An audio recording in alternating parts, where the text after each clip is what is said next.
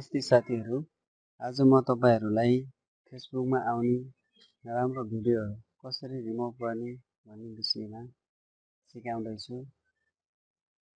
तपाईहरुले स्किप नगरी लास्टसम्म हेर्नुहोला। अब हामी सरासर हाम्रो विषयवस्तुतिर प्रवेश गरिरहेका छौं। यदि तपाईहरु यस एवान नेपाली टिप्स च्यानलमा नयाँ हुनुहुन्छ भने अबका दिनहरुमा यस्तै भिडियोहरू पाउनको लागि हाम्रो यस युट्युब च्यानललाई सब्स्क्राइब गर्नुहोस्।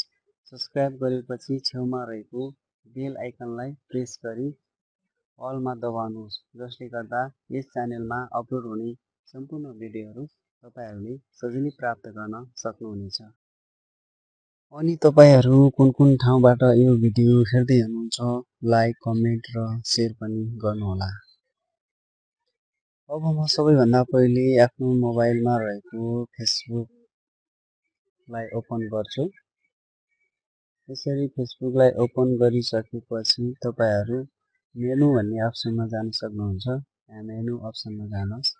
यहाँ मेनु अप्सनमा गइसकेपछि तपाईहरु सेटिङ एन्ड प्राइभेसी यसमा क्लिक गर्नुहोस्। सेटिङ एन्ड प्राइभेसीमा गइसकेपछि तपाईहरु सेटिङ भन्ने अप्सन छ, यसमा क्लिक गर्नुहोस्।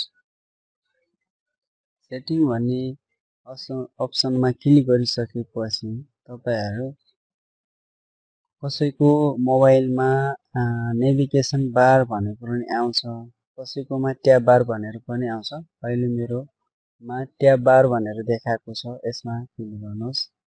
यसरी ट्याब बारमा क्लिक गरिसकेपछि तपाईहरुले देख्न सक्नुहुन्छ यहाँ दुईवटा अप्सन छ, कस्टमाइज द बार र म्यानेज नोटिफिकेसन बार।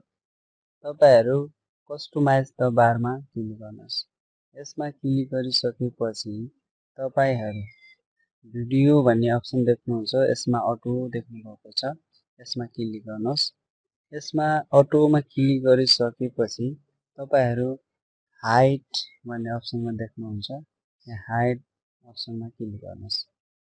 यसरी हाइड भन्ने अप्सनमा क्लिक गरिसकेपछि ब्याक जानुहोस्। यसरी त्यसपछि तपाईहरु म्यानेज नोटिफिकेसन भन्ने देख्नुहुन्छ, यसमा क्लिक गर्नुहोस्। यसरी क्लिक गरिसकेपछि तपाईको यहाँ मार्क प्लेसहरु, प्रोफाइलहरु, मेनुहरु आएको छ। यसरी आएको यहाँ भिडियो अप्सन आएको हुन्छ, यसमा यसरी अफ गर्नु होला है त।